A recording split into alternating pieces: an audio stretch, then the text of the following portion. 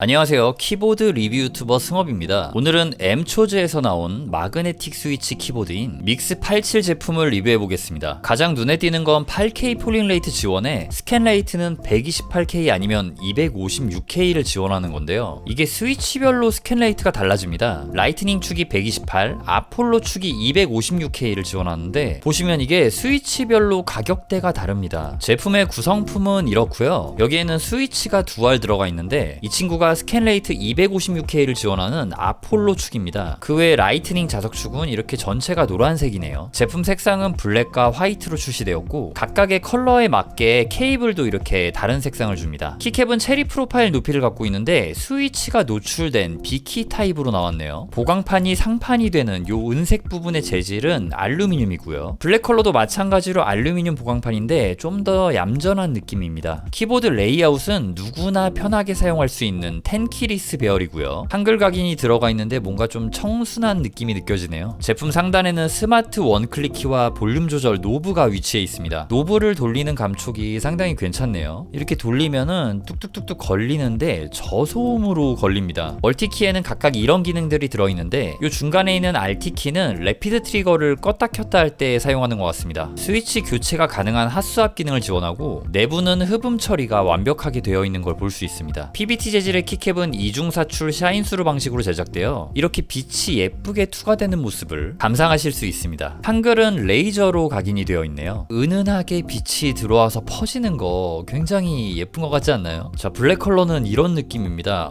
굉장히 좀 뭔가 고급진 느낌? 화이트 색상이 좀 색을 약간 많이 반사시켰다면은 블랙은 색상을 좀 머금는 느낌입니다. 이 블랙 컬러만의 좀 고급짐이 있는 것 같아요. 자, 바닥면 살펴보겠습니다. 이런 식으로 굉장히 큼지막한 경사 조절 받침대가 있고요. 요 ESC 키 바로 위쪽에 C타입 커넥터가 위치해 있습니다. 스테빌라이저 키도 체크해봤는데 흠잡을 데 없고 좀 시원하게 잡혀있는 느낌입니다. 자, 그럼 이제 타이핑 테스트를 진행해 보도록 하겠습니다.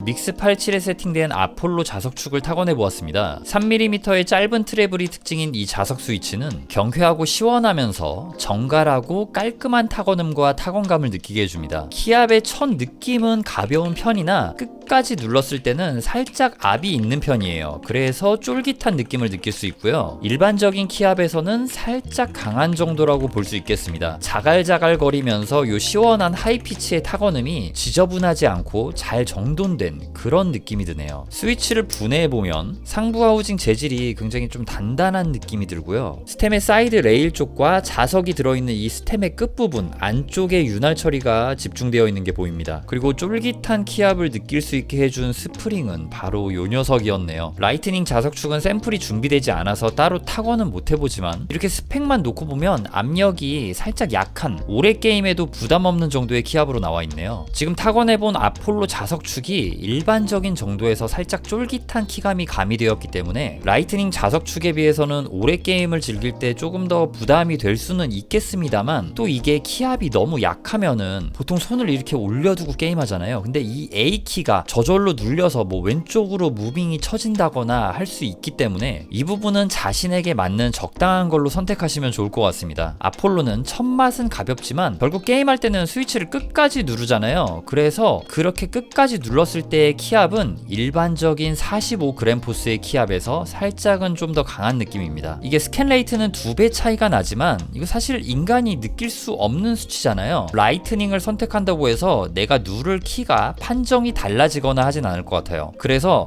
내가 일반적인 키압에서 강한 것을 선호하는지 아니면은 좀 약한 거를 선호하는지에 따라 스위치를 선택해 주시는 게 나을 것 같다는 생각이 듭니다. 믹스87은 프로그램 설치 없이 웹 소프트웨어를 통해 키보드 제어가 가능합니다. 조명 설정이나 키 매핑은 기본이고 발로란트 할 때 필수인 래피드 트리거 기능과 하나의 키에 4개의 키 입력을 넣어줄 수 있는 DKS, 세팅한 2개의 키를 동시에 눌렀을 때 트리거 조건을 세팅해 줄 수 있는 SOCD 기능도 설정해 줄 수 있습니다. M초즈 웹 소프트웨어는 한글로 되어 있고 설명이 워낙 잘 돼 있어서 자석축에 입문하신 초보분들도 편리한 세팅이 가능합니다. 자, 이제 게임 테스트를 진행해 보겠습니다. 지금 현재 상태는 래피드 트리거 기본 세팅입니다. 따로 제가 뭐 수치를 낮추거나 그러지 않았어요.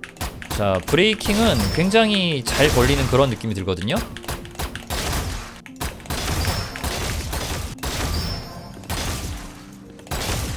오케이, 괜찮습니다. 나이스. 오케이. 오케이. 나이스. 실망이야. 오우. 나이스. 전장을 지배하고 있습니다. 아하이. 이제 좀 무빙을 치면서 해볼게요.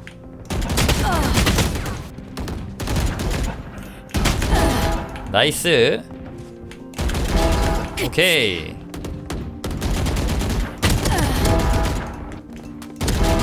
나이스. 아헤이. 일로 오세요.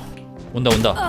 아이 뭐야. 자, 여기 있는 RT 버튼은 키보드에 저장된 2개의 온보드 프로필을 왔다리 갔다리 하는 버튼입니다. 기본 세팅은 일반적인 값인데 이렇게 한번 눌러서 나오는 두 번째 온보드 프로필은 래피드 트리거 세팅도 좀 더 타이트하게 설정되어 있네요. 그러니까 빡겜할 때는 요거를 눌러가지고 이렇게 빨간색으로 활성화 시켜주시면 되겠습니다. 요게 일반이고요. 폴링 레이트는 기본 8K로 세팅이 되어 있고요. 이 8K 폴링 레이트는 컴퓨터 자원, 리소스를 굉장히 많이 잡아먹기 때문에 그 부분은 참고해 주시면 좋습니다. 자, 이렇게 프리플로에서 판매하는 M초즈 믹스87 자석축 키보드를 체크해 보았습니다. 풀배열에서 넘버키만 빠져서 마우스 이동 공간 확보에 용이하고 배열 적응 없이 편하게 사용할 수 있는 부분이 장점이라고 생각이 됩니다. 게임 테스트를 진행했을 때도 좋은 퍼포먼스를 보여줬네요. 키보드 자체의 타건감도 괜찮은 편이라 게이머분들에게 추천드려도 좋을 것 같은 제품이라는 생각이 들었습니다. 그럼 믹스87의 리뷰 영상은 여기서 마치도록 하겠습니다. 제 리뷰 영상이 여러분들의 구매 결정에 조금이라도 도움이 되었으면 좋겠네요.